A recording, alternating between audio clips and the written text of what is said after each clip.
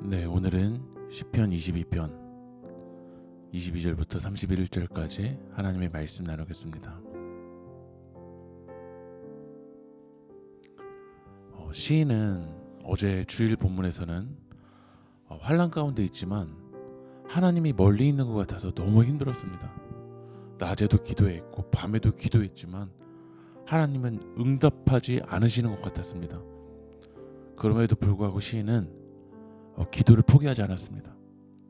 그래도 오늘 본문에서는 어제 시인은 하나님 앞에서 이 슬픔을 토로했지만 오늘 본문에서는 그 슬픔이 22절 읽어보면 내가 주의 이름을 형제에게 선포하고 회중 가운데 주를 찬송하리이다. 주님의 이름을 선포하고 회중 가운데 찬송으로 변화시켜주세요.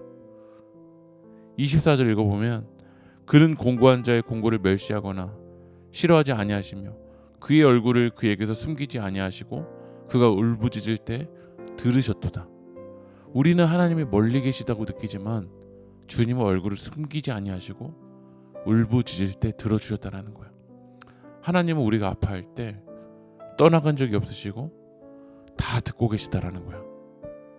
그래서 우리가 우리의 생각으로 우리의 주관으로 하나님이 멀리 계시다고 느낄 뿐이지 하나님 우리와 함께 하셨다라는 거야.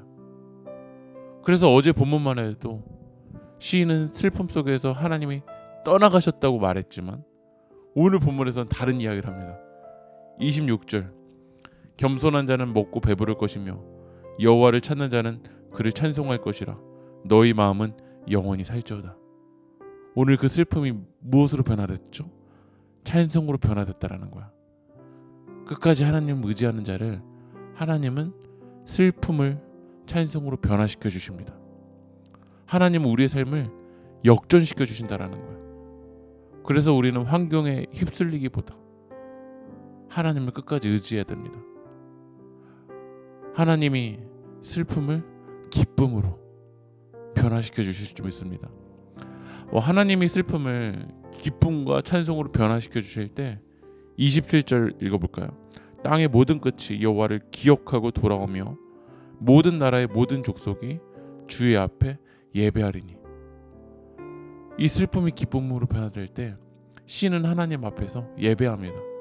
여러분 예배가 무엇일까요? 29절 읽어볼까요?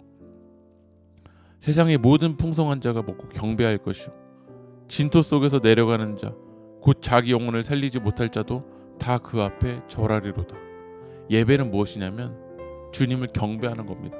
주님의 이름을 높여드리는 거예요. 그리고 그분 앞에 절하는 것이 예배입니다. 예배는 나의 이름을 높이고 내가 만족하는 것이 아니라 예배의 첫 번째 본질적인 의미는 주님을 경배하는 거고 주님께 무릎 꿇는 거예요. 주님께 절하는 거예요. 슬픔을 기쁨으로 변화시켜 주신 그 하나님 앞에 시인은 엎드렸어요. 주님의 이름을 높였어요. 그리고 30절 말씀 보면 대대의 주를 전할 것이며 31절 그의 공의를 태어날 백성에게 전함이며 주님을 전하게 돼요. 전도하는 거죠. 복음을 전하는 거죠. 하나님을 나타내는 거죠. 주께서 이를 행하셨다 할 것이로다. 슬픔이 기쁨으로 변화되었는데 이것이 내가 한 것이 아니라 하나님이 일하셨다. 하나님이 행하셨다 라고 주님의 이름을 전한다는 거예요. 오늘 말씀 마무리합니다. 우리도 시인처럼 환난 가운데 있을 때 하나님이 멀리 있다고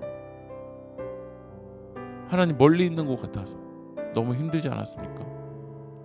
그러나 끝까지 하나님을 포기하지 않을 때 하나님은 여러분의 슬픔을 기쁨으로 변화시켜 주실 줄 믿습니다. 그래서 우리 세계교회 성도들도 오늘 하루 주님의 이름을 찬양하고 주님을 예배하고 주님께 기도하고 주님의 이름을 전하는 여러분들이 되기를 주님의 이름으로 축복합니다. 기도하겠습니다. 하나님, 주님이 제게 베푸신 구원의 은총과 공의로운 다스리심을 늘 찬양하고 예배하고 간증할 수 있도록 주님 인도하여 주시옵소서. 예수 그리스도의 이름으로 기도합니다. 아멘.